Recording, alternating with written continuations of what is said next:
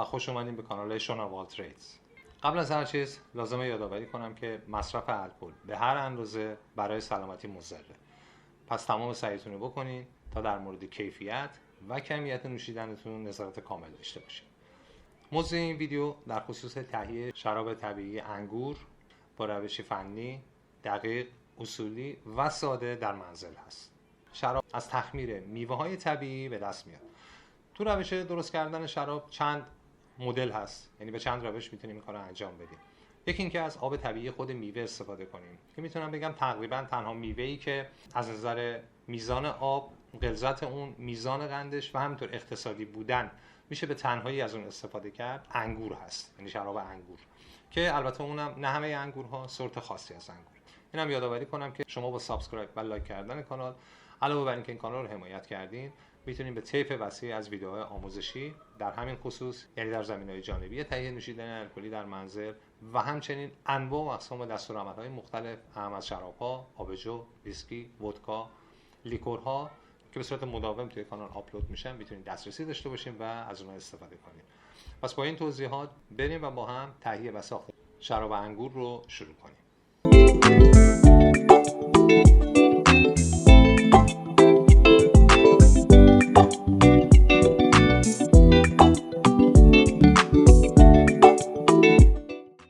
میزان انگور اولیه‌ای که برای این شراب در نظر گرفته شده حدود 30 کیلوگرم انگور سفید بوده که تقریبا 20 لیتر شراب انگور با درجه الکل نهایی 10.5 درجه رو به ما خواهد داد.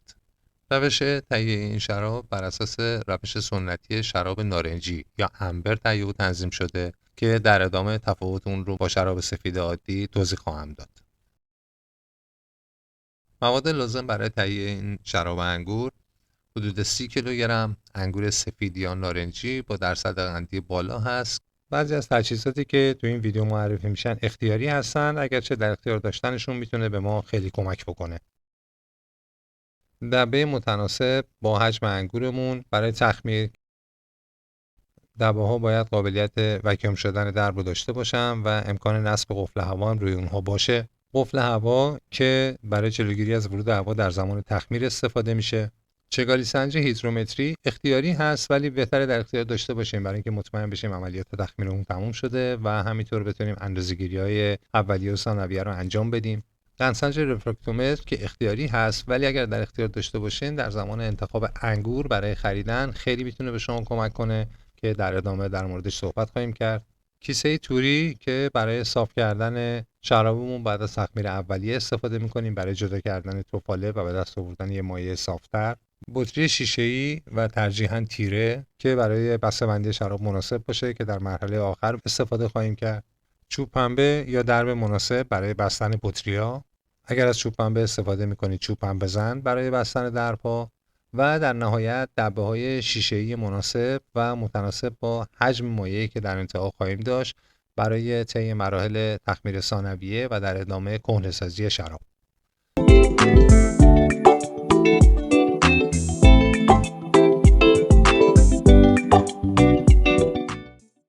همونطور که میدونید ما از هر نوع انگوری میتونیم شراب درست بکنیم، حالا بسته به اینکه چه مقدار قند داره و اینکه طعم و مزه اون چطور هست یه تفاوت‌هایی ایجاد میشه. اما اگه یه مقدار تخصصی تر بخوایم نگاه کنیم، اولا در مورد شراب سفید ما دو روش برای درست کردنش داریم، یعنی مقدار تفاوت داره با شراب قرمز و با توجه به اون انگوری که انتخاب میکنم معمولا متفاوت هست.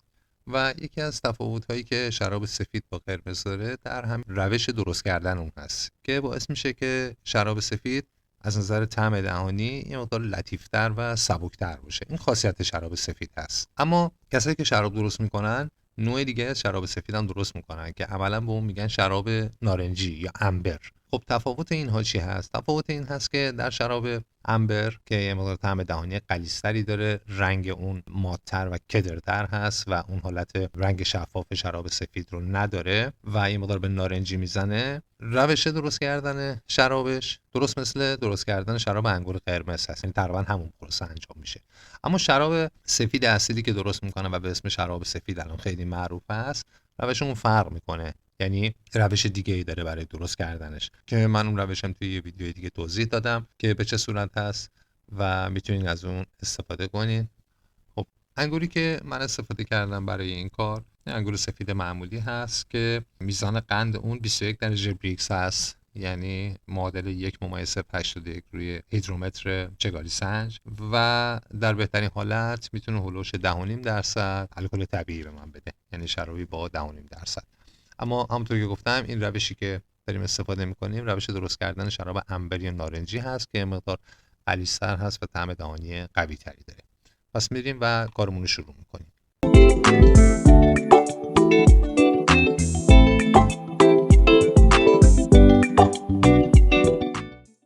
قبل از اینکه کار آبگیری یا له کردن انگور رو انجام بدیم، تمامی ظروف و وسایلی که قرار از اونها استفاده کنین، شامل دبه‌ای که استفاده میکنین، وسایلی که برای هم زدن، پارچ، همینطور ظرفی که قرار انگورتون رو له کنین، تمام اینها رو با استفاده از پودر متابیسولفات ضد عفونی کنین که هیچ گونه باکتری روی اون نباشه. میتونین متابیسولفات رده خوراکی رو توی هر لیتر آب مخلوط کنین. حدود 10 دقیقه اجازه بدین همه این وسایل بمونه که دچار هیچ مشکلی نشه و ظروف شما کاملا استریلیزه شده باشه. دقت کنین که متابیسولفات حتما از رده خوراکی باشه و رده صنعتی اون رو استفاده نکنین.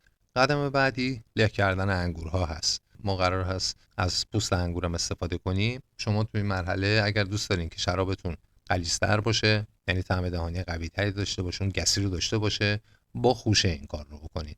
اما اگر دوست دارین یه مقدار شراب لطیف‌تر باشه، یعنی تفاوتی داشته باشه با شراب قرمز و شراب سفید لطیف باشه، میتونین ساغر رو جدا کنین، انگورا رو دون کنین و بعد عمل له کردن رو انجام بدین.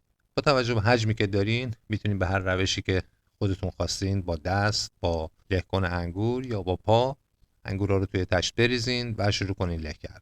نکته‌ای که باید دقت کنین اینه که انگور نباید آب خورده باشه، شسته نشه و همون صورت خامی که از توته جدا میشه در اختیارتون باشه. تنها کاری که میکنین اونا رو نگاه میکنین، اگر تارنگ کبود یا چیزی لای اون هست اونا رو جدا میکنین، اگر دونه گندیده‌ای داره کنار بذارین. البته کشمش اگر باشه مشکلی نداره، ولی نه خیلی زیاد، یعنی چند تا دونه کشمش حالا توی خوشه باشه مشکلی نداره، ولی دونه گندیده نباشه، برگ یا شاخه‌های اضافه و همونطوری که گفتم تارنکبود یا حتی حیوانات ریز دیگه توی اون نباشه و انگورا رو به همین صورت با توجه به ظرفی که دارین و به اندازه حجم اون توی ظرفتون بریزین، آماده کنین و شروع کنین اونا رو له کردن. با توجه به اینکه نسبت آب انگور به نسبت تفاله اون زیاد هست، یه مقدار که شما این کار رو انجام میدین مقداری آب جمع میشه. بعد چندین بار این آبو فقط اون قسمت آبو سعی کنین خالی کنین که باز تفاله بمونه و راحت‌تر له بشه. این کار رو انجام بدین تا کاملا تفاله ها له بشن و آب اونا در اومده باشه و همه اینها رو بریزین توی دبایی که از قبل آماده کردیم و ضد عفونی کردیم.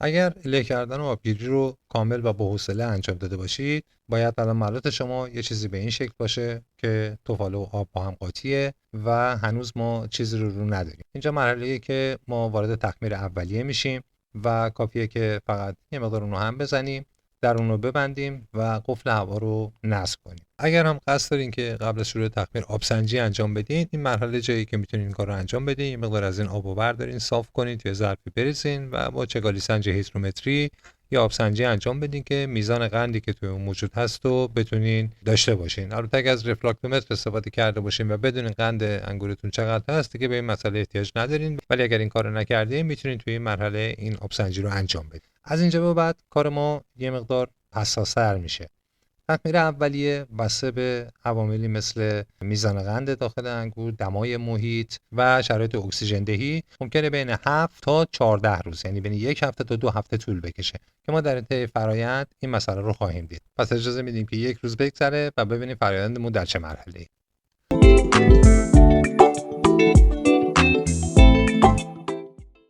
خب 1 روز گذشت و همونطور که می‌بینید توفالا شروع کردن بالا اومدن. کار ما اینه که شروع کنیم و با یک کفگیر چوبی یا یه وسیله تمیز این توفاله ها رو هدایت کنیم زیر آب، در واقع اکسیژن دهی کنیم. این کار رو سریع انجام میدیم. توفاله ها رو میبریم زیر آب، یه همه کوچولو میذاریم، دوباره درش رو میبندیم و اجازه میدیم که تخمیر ادامه پیدا کنه. دقت کنید که حجم این توفاله‌ای که میاد بالا خیلی زیاد هست. یعنی تو 4-5 روز اول ما بین 3 الی 4 بار این کار رو باید انجام بدیم و اجازه ندیم که این تفاله ها این بالا بمونه و اون عملیات تخمیری که داره در زیر انجام میشه هوا توی اون حبس بشه. بنابراین حداقل روزی 3 بار تا 4 بار در دبه رو باز کنین، این تفاله ها رو به همین صورت که هست بدین پایین و اجازه بدین که بره زیر آب، دوباره در رو ببندین تا فرآیند تخمیر ادامه پیدا کنه. این مسئله خیلی خیلی مهمیه. این نوع اکسیژن رسانی نباید خیلی طولانی باشه این مدت و نه فواصلش خیلی زیاد بشه که تفاله حجم زیادی روی مایع ما رو بگیره. پس این کارو ما دائما ادامه میدیم.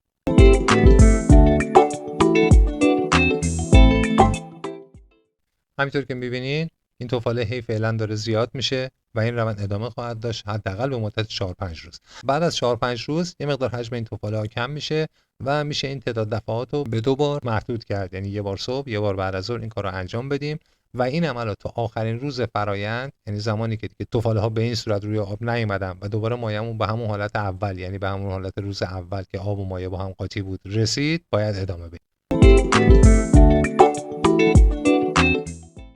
امروز روز 5، همینطور که می‌بینی حجم تفاله ها زیاده و من همون روزی 3 الی 4 بار رو دارم این کار رو انجام میدم، اکسیژن رسانی میکنم، مایع رو میدم زیر آب و دوباره درش رو میبندم. و مثلا اینکه این کار رو انجام میدیم و در رو میبندیم، خودتون متوجه میشین که خروج هوا مجددا از قفل هوا با سرعت شروع میکنه ادامه پیدا کردن و این نشون دهنده اینه که روند تخمیر به خوبی داره انجام میشه.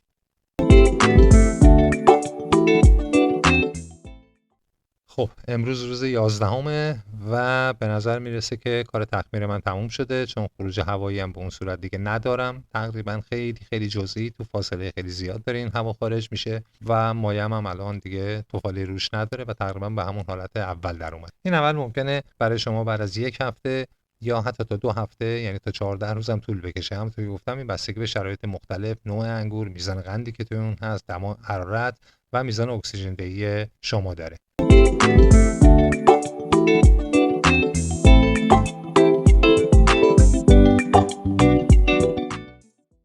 خب رسیدیم به مرحله تخمیر ثانویه. برای اینکه تخمیر ثانویه رو شروع کنیم، اولین کارمون اینه که مایعمون رو کاملا صاف کنیم و تفاله رو جدا کنیم. خب برای این کار همونطور که می‌بینین من یکی از ظرفام حاوی ملاطه، تو ظرف دوم یه صافی فلزی هم برای صاف کردن اولیه، یه دبه دیگه برای اینکه تفاله ها رو قبل از فشردن توی اون میریزم. پس کار رو شروع میکنیم و از اینجا شروع میکنیم. اول مایع رو با یه مقدار تفاله توی این ظرف ریختم بدون که فشار بدم، فقط میذارم آب اون بره، تفاله رو برمیگردونم توی ظرف دیگه و اونا رو جدا کنه. در انتهای کار فشار میدم و هر آبی که توی اون مونده رو خارج میکنم.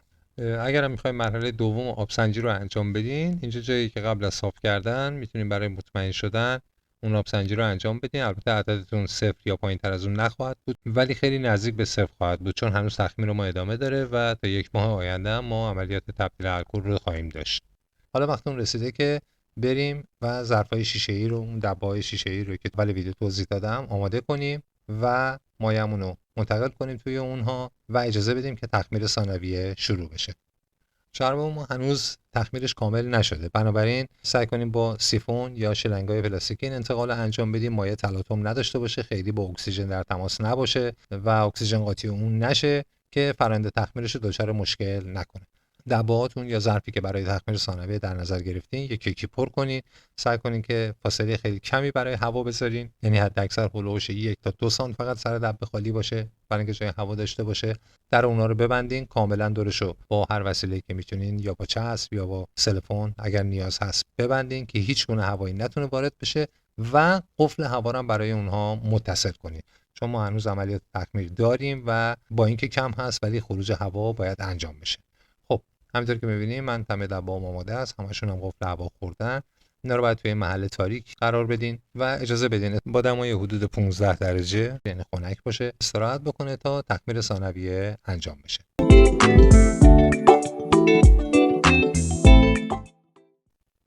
خب 1 ماه گذشت و توی این 1 ماه بعد از 2 هفته یعنی 15 روز قبل من 1 بار این دباها رو با همین صورت با شیلنگ یعنی با سیفون اینا رو خیلی با احتیاط جابجا کردم، چون لرد خیلی زیادی تای اون جمع شده بود. فقط مایع رو جدا کردم، لرد رو گذاشتم اون پایین بمونه و دوباره درب دباها رو بستم، قفل هوا رو زدم و مجددا تو همون محیط تاریک گذاشتم.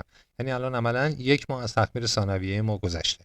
همونطور که من قبلا هم در موردش توضیح دادم، شراب‌ها حداقل باید بین 5 تا 6 ماه بمونن تا تخمیرشون کامل بشه، یعنی تخمیر ثانویه‌شون هم تموم بشه، شراب جا بیفته و تمامی اون لرد یا رسوبی که داره کاملا تهنشین بشه تای اون دبه. اگرچه همین الان این شراب بعد از 1 ماه که الان تخمیر ثانویه‌اش تموم شده قابل خوردن هست، خصوصا شراب انگور که طعم خوبی داره، ولی این شراب خام هست و عملا اون طعم و مزه و رنگ اصلی رو نداره. بنابراین شما هم میتونید یه بخشی از اون رو الان بطری کنین و حالا بعد از چند روز استفاده کنین، ولی خب عرض کردم شراب خام دارین استفاده میکنین، یعنی شراب جا افتاده نیست و یا درشون رو میبندم دوباره تو همون محیط تاریک اجازه میدم بمونه و این کارو من برای 6 ماه آینده انجام خواهم داد. یعنی یه بخش کوچیکش رو برای استفاده اگر عجله دارین میتونین استفاده کنین، ولی الباقی اون توصیه میکنم که اجازه بدین کهنه بشه. کهنه‌سازی هم لازم نیست چندین سال باشه. بعد از 6 ماه شما اون طعم واقعی شراب رو حس خواهید کرد و اگرچه هر چقدر بمونه بهتر خواهد شد. الان دیگه وقت اون رسیده که من کار بطری کردن رو انجام بدم. شرابم به اندازه کافی جا افتاده و آماده است که توی بطری بریزم و حالا توی بطری اون رو نگهداری کنم یا هر وقت خواستم از اون استفاده کنم. این هم نتیجه کار بعد از این مدت که میتونین بشینین و با خیال راحت نوش جان کنین. امیدوارم این ویدیو بهتون کمک کرده باشه که بتونین نوشیدنی مورد علاقتون رو تهیه کنین. یادتون باشه که مصرف الکل به هر اندازه برای بدن مضر هست، پس سعی کنین در مورد کیفیت و کمیت نوشیدنیتون نظارت کامل داشته باشین. یه بار دیگه یادآور میشم فراموش نکنین با سابسکرایب و لایک کردن علاوه بر اینکه این کانال رو حمایت کردین میتونین به طیف وسیعی از ویدیوهای آموزشی در همین خصوص، یعنی تهیه نوشیدنی الکلی در منزل، دسترسی داشته باشین. همچنین میتونیم ویدیوهای کاملا رایگان در مورد نحوه آموزش و دستورالعمل ساخت انواع نوشیدنی شامل شراب‌ها، ویسکی، آبجو، ودکا و همچنین لیکورها رو که به صورت مداوم توی کانال آپلود میشن ببینید و از اونها لذت ببرید. پس تا آموزش بعدی، بدرود.